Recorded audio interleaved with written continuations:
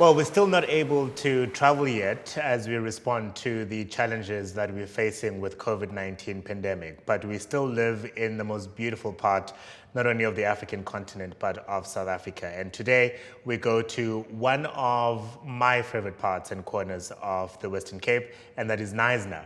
And the person who's going to take us through that, of course, is Ypie Kingma. Hello, Ypie. Hello, Africa. How are you? I'm very well, thank you very much. How are you doing? I'm fine, thank you. Well, tell us a little bit about yourself. How long have you been in this industry and how long have you lived in Knysna? I've been in this industry since I moved to South Africa, was in 1999. I'm from the Netherlands originally, but have lived in Knysna.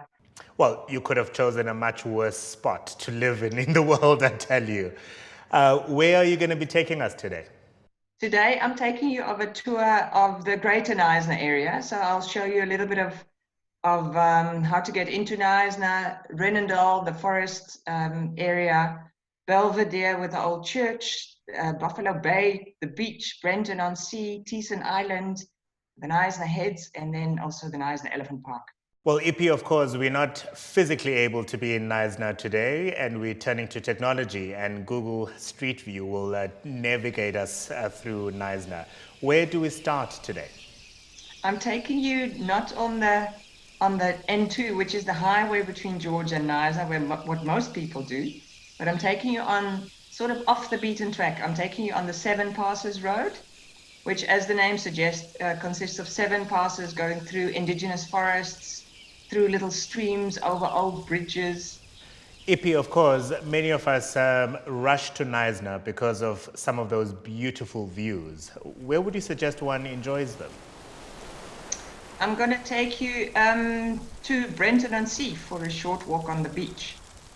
You'll enjoy some views over the Knysna Lagoon as we get to the beach. And then there's a stretch of beach of about 3.5 kilometers waiting for you. A few rocks there. You can see oyster catchers on the beach. You can see, in season, you'll see dolphins, and the southern right whales come very close to the coastline, so you can see those from the coast. Now, Ypie, Brenton on Sea, of course, absolutely beautiful, but what can be experienced between here and the city centre?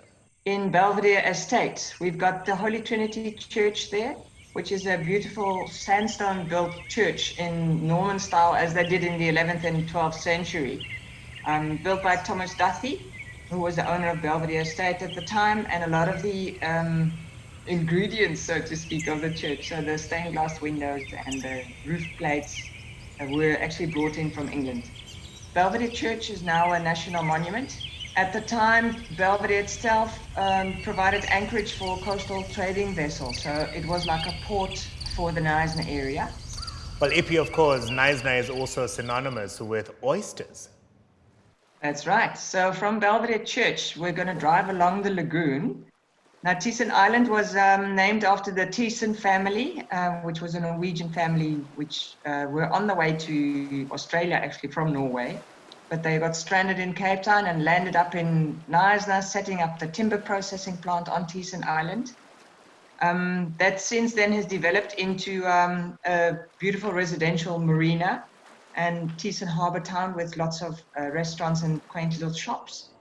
And the restaurants there serve a beautiful oyster experience as well, where they pair the oysters, either the wild oysters, which can be found all along the coastline, or the cultivated oysters, which were originally cultivated in Knysna, now also in Port Elizabeth and in Saldanha Bay up the west coast, with either some nice wine or some superb food. Well, Ypie, of course, the Knysna Heads are also world famous, aren't they? They are. Would you like me to take you there? Of course, yes, please. Okay, let's go.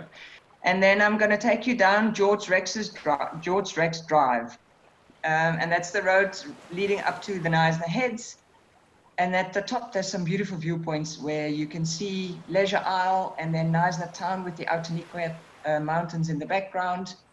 Further to your left, you'll see Belvedere, where we were earlier on, where the little church is. And then across the channel, we've got Featherbed Nature Reserve. And if we walk around, we can also see the Indian Ocean again with whales and dolphins in season. I'm going to take you to the Knysna Elephant Park. The Knysna Elephant Park has been in existence for the last 20 odd years. And it's a beautiful experience, depending on what you're looking for, really. The general tour will take you to the elephants, where you get to feed them and you get to be up close and personal with them. You get to walk with them in the field. You can have your pictures taken. Okay, and I think one of the nicest things maybe to do at the Knysna Elephant Park is you can stay over for the night. They do have accommodation at the Knysna Elephant Park where you can sleep with the elephants. I think that is a wonderful note to end this tour of Knysna on. It really, really is one of my favorite parts of the Western Cape. Thank you for taking us on this tour. Thank you for being here. And I look forward to welcoming you to Knysna indeed one day. It is going to happen one day. And of course, until that day, tour guides such as Ypie, who are knowledgeable about every corner of this country, need your help. And of course, up until that one day when we can physically visit the places, we ask that you support and give generously as much as you can towards supporting the tour guides by using the SnapScan. Please be generous. And I look forward to seeing you one day.